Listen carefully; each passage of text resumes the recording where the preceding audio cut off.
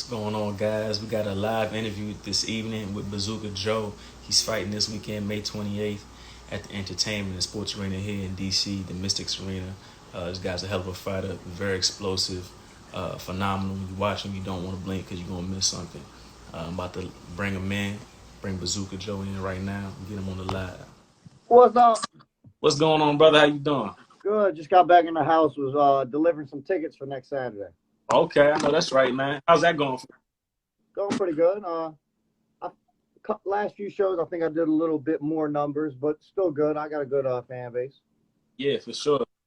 So, man, we fighting this weekend. It's your DC. Yeah, as a professional, first time as a pro out in DC. I think I ain't fought in DC since I was probably 15. Okay, when the amateur. Yeah, I had my first exhibition in DC when I was like 5, 6 years old. So I mean, I've been in DC plenty, and in that area as an amateur, but yeah, I've never been there as a professional to compete. Yeah.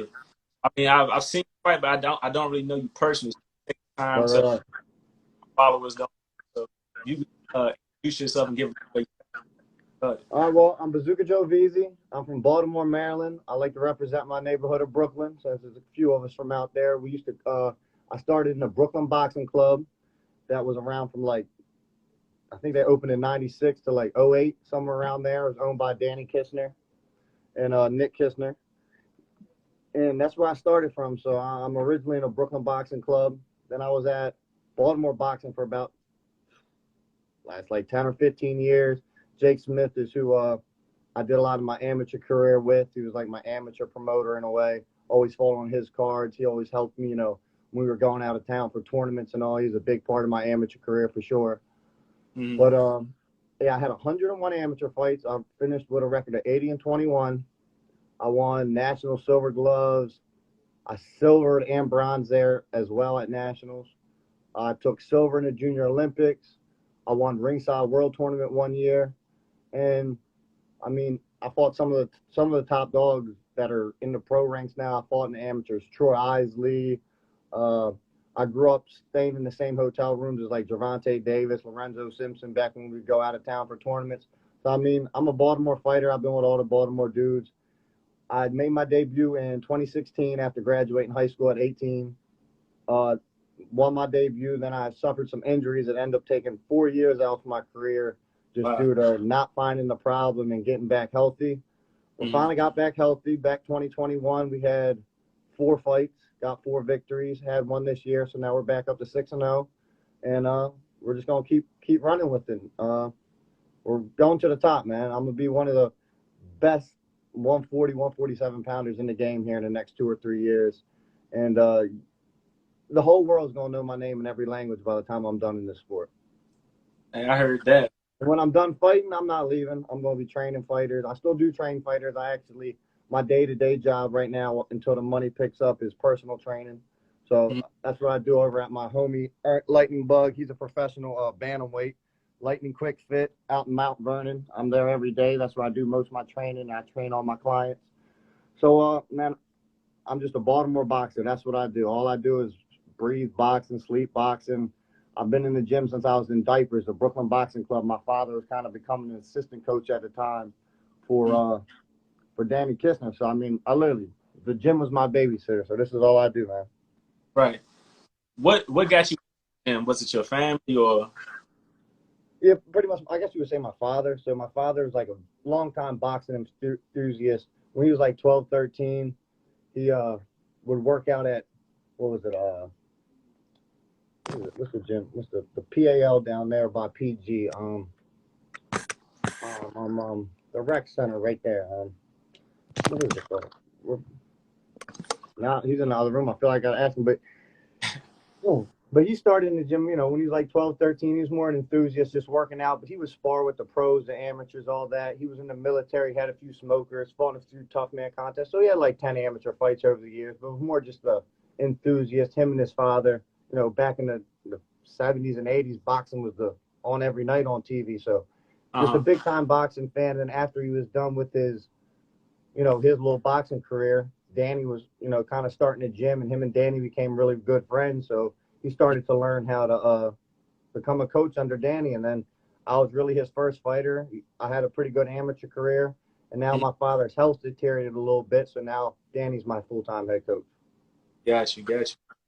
So when did you realize that boxing could do full time and success doing it? I mean, probably when I was like 5, 6 years old, I was looking up to all the other dudes at the Brooklyn Boxing Gym, like Nick Kistner, Jesse Nicolo, Mike Pascal, Mike Ricasso. So they were like my idols when I was a kid. I wanted to be just like the older guys that were, everything that comes with being a boxer. You're a pretty cool dude when you're 18 years old, a professional boxer. So I just wanted to grow up and be just like them. I've been Hmm. sticking with it ever since. I got pretty good. When you're winning nationals, you're winning this, you're getting, sponsors and all. How could you not want to stick with it? And then, I mean, there's a lot of rewards that can come through boxing, and I just love the sport. I'm good at it. It's what I do, man. It's my true love. Right, right. Now the nickname Bazooka Joe. I mean, I've seen you fight, so I know I can see where the name Bazooka comes from. But can you, the people that's watching, like where you get your nickname from, Bazooka? I really wish I had a cooler story about it, to be honest. But when I was about to have like my first exhibition at like 5, 6 years old, I think it was five. It was actually on Buddy. It was at Buddy Harrison's original old school boxing gym, and now I'm fighting on Dusty's cars. So that's pretty crazy. My first exhibition was with them guys. But Mhm. you know, you get your nice trunks. You want to look good for your first fight. I needed a nickname, and it just kind of. I really don't know where it came from, but it's what it became from since I was like 5 years old. I'm literally known as Bazooka or Bazooka Joe by so many people. It Yeah, just stuck. It rings a bell. People love it. So man, that's who I am. I'm Bazooka Joe VZ. I got you. Is there a difference between the Joe outside the ring and do you have a different personality come fight night? Is it two different people? Change between? Um, yeah, in the yeah, definitely. I guess in the ring, I'm definitely a lot. When I'm in the ring, I'm definitely a lot. I guess you'd say a little bit cockier, a little more outgoing, and definitely like meaner because might not be able to hear it, but I'm definitely talking some shit when I'm in the ring. I let them know who's in charge. You know what I'm saying, physically and verbally. But outside the ring, if you talk to anybody, I'm a pretty easygoing guy. I just like to help other people out. My really through boxing, I love to help people out. I like to kick back. I hang out with my girlfriend, hang out with a couple of my homies, but for real, my best friend's my pit bull, so I spend all my time with my pit bull. To be honest with you. Yeah, I like that. I've seen AJ fight a few times, and I've noticed that you work his corner. Yeah. Do you guys train? How did that come about? Yeah, I met AJ probably maybe 8 years ago at Baltimore Boxing. He was kind of, I don't know. We went through the gym. My dad kind of worked with him a little bit. He bounced around trainers, and then we just became really good friends. He's like a brother to me. Mm. Really, we're more family than anything now. But he wanted he he knows I know my stuff. We work together good. We think the same. Like I said, we're like brothers. So I mean, he asked me to train him, and ever since he keeps winning. So I think we're Mm. gonna keep rocking with it. Yeah, for sure. For sure. Let me ask you this: does helping train another fighter that put you into a different seat where you can add more to your game through training? 100%, 100%. I learned stuff when I'm working with a 7 year old kid. Like for it, like boxing, the biggest thing I think coaches, fighters, anyone in boxing, or even people that aren't maybe guys in your position, people think they know everything when it comes to boxing once they've been in it for like 10 years. Like, no, you can never stop learning. Me and Coach Dan, who's been coaching for 45 years now, every day he's learning. I teach him stuff, he teaches me stuff just by wow, I've never seen that early. I learned something from everybody. So with training people, yeah, it gives me, I'm like, man, this guy's messing up, bringing his right hand back. How can I think of an analogy or how can I think of a drill to work on? And next thing I know, I'm like, man, he's doing it better than me. I better get back to that. So training people definitely helps me reiterate my fundamentals, reiterate on, helps you not get cocky, not helps you not get a big head because you realize how much goes really into it. So training people only makes me twice as good of a fighter than I already am. For sure, for sure.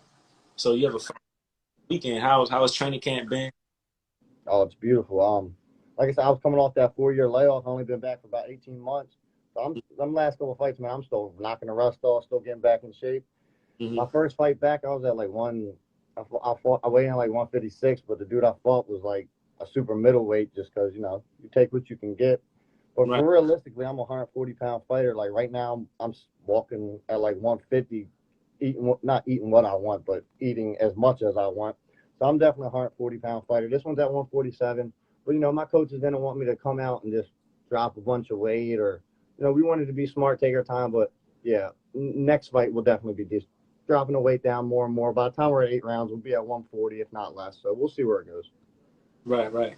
So what are you looking to do this weekend? You have your opponent locked and everything set. We're good to go for the weekend? Yeah, actually, to be honest with you, the last few fights we've been having opponent problems. So the guy I fought last time, that was a 2-day notice he took the fight on. So I congratulate him for being very tough for that. And Right. most people won't do that at all. But we were bouncing around opponents for this one, and come to find out, he's been hitting up all the local promoters, begging for a rematch. So Cornflake, Thomas Lamana, one of the promoters on the card, hit me up and was like, "Yo, this boy Corey keeps hitting me up. He's begging to fight you again. Would you fight him again?" I'm like, "Yeah, sure, why not? I beat him easy last time, and I only had 4 rounds. If I'd had another round, he'd have been out of ended the show early. This time they're giving me 6, so we're gonna see what happens. I'm Okay, gonna so put on a show. Y'all gotta buy your tickets and tune in to get the rest of the game plan." I got you. So you fighting the same guy you fought last was a few months ago on Tony Jagger's card. Yeah, back in January. Yeah. He was begging for a rematch, and hey, Begging for a that's fine rematch. with me. Whoever they put in front of me, I'll fight. I don't pick the fights. I just knock them down. I got you. I got you.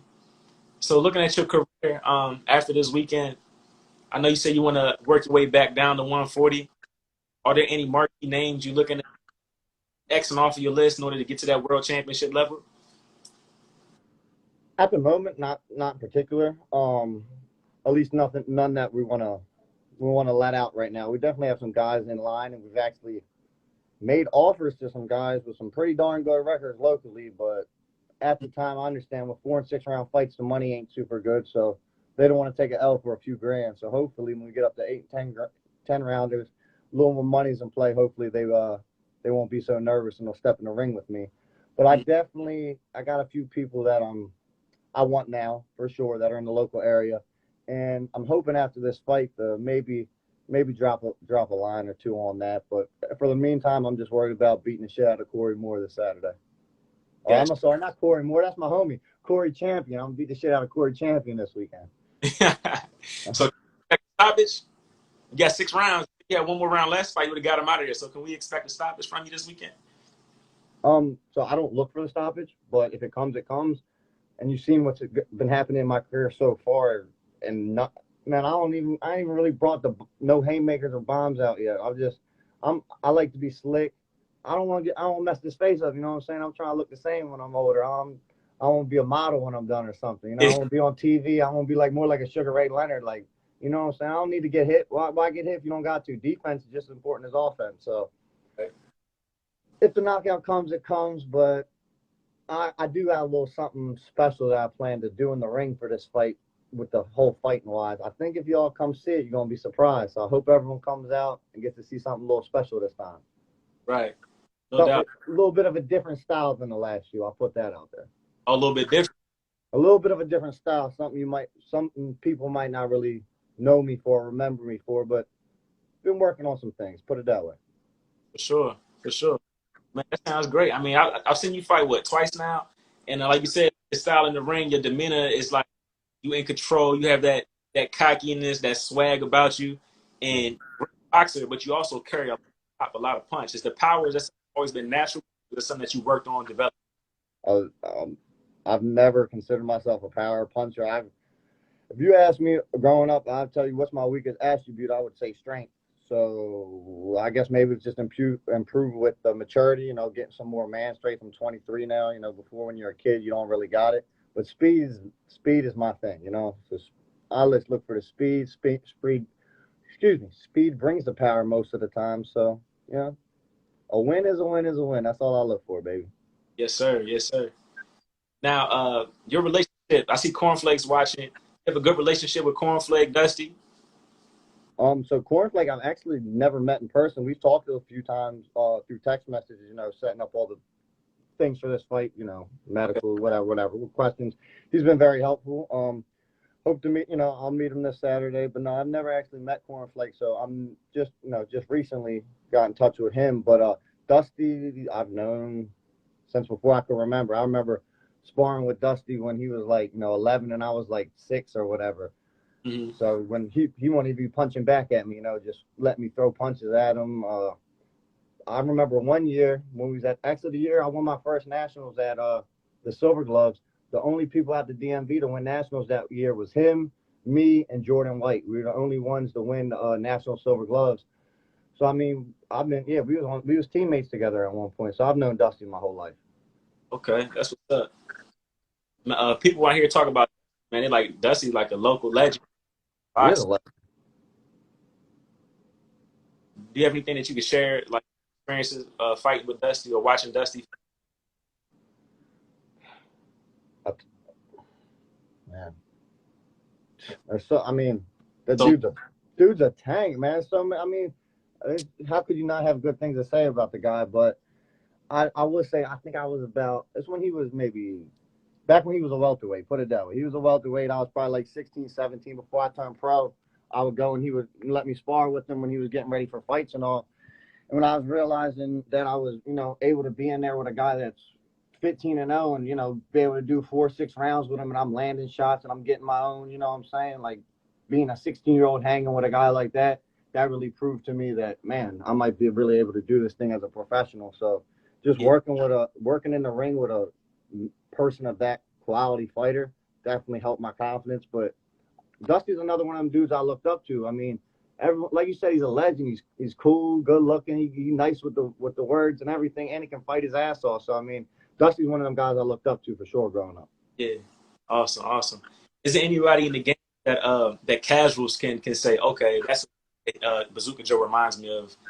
Who you relate yourself to that's in the game now for casuals?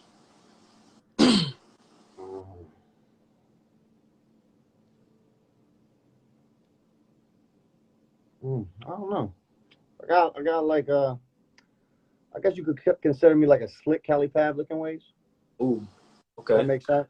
A little bit like a slick Kelly Pavlik in ways, but to be honest with you, I got so many more layers I haven't brought out.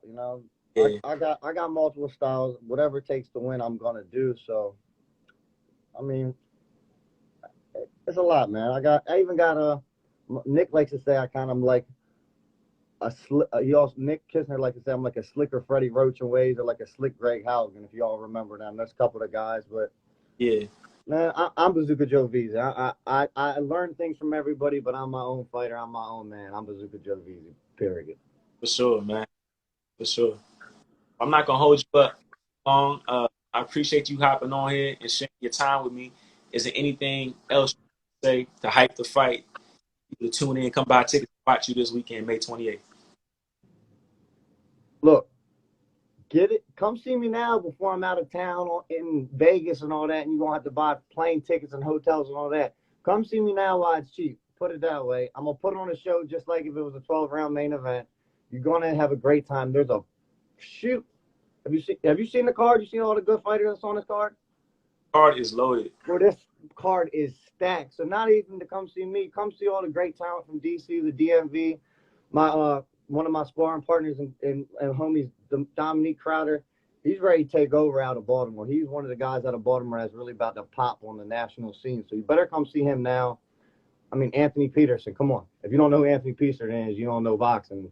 Right. Greg Outlaw has been doing some stuff lately. They're just some of the top guys on the card. And then there's so many young amateurs, or not young amateurs, but guys that have just turned pro that were top amateurs from like headbangers and all that are on the card. So this card is stacked. It's a pleasure to be a part of it. So come out. You're gonna have one hell of a night. If you ain't never been to a boxing event, this is one to come for your first time for sure. If you need tickets, hit me up. Bazooka Joe VZ. Just you guys will see it in the comments. I'm guessing where you tag me. But I'd like to shout out my gym, Lightning Quick Fix and Ernie Bug. If you're in the Baltimore area, you're trying to get in shape or learn boxing, check us out. I'd also like to thank two of my sponsors, the Gilbert Clinic, that's acupuncture out of the Bethesda area, and also Serenity Sisters of Annapolis. It's a recovering home for those with substance abuse. So if you need any of that, check them out. They've been both sponsors for 5-10 years now. I love them guys. But last thing, I would most importantly like to thank you for doing this interview with me, man. Without you doing stuff like this, people don't know who I am. So biggest credit to you for just putting me on, man. I'll have me back anytime, please. It's a pleasure, man. It's great talking to you. A hell of a fighter. I've seen you fight. I can vouch for you. Guys, do not miss it. Get your tickets. Bazooka Joe. He's an exciting fighter to watch. Get your tickets. Watch it. Like you said, catch him before he's on Showtime and Top Rank. You got to spend 10 Well, you got to pay. By the time, a couple years, pay-per-view is going to be $200. So you better, right. You better get on with it now. Right. Yeah. All right. Well, it was a pleasure being here. I'm actually about to go hit the track with my coach now. So I'll holler at you on Saturday. Yes, sir. Take care. Stay safe. And I'll see you this weekend. For sure. Have a good one. Thank you.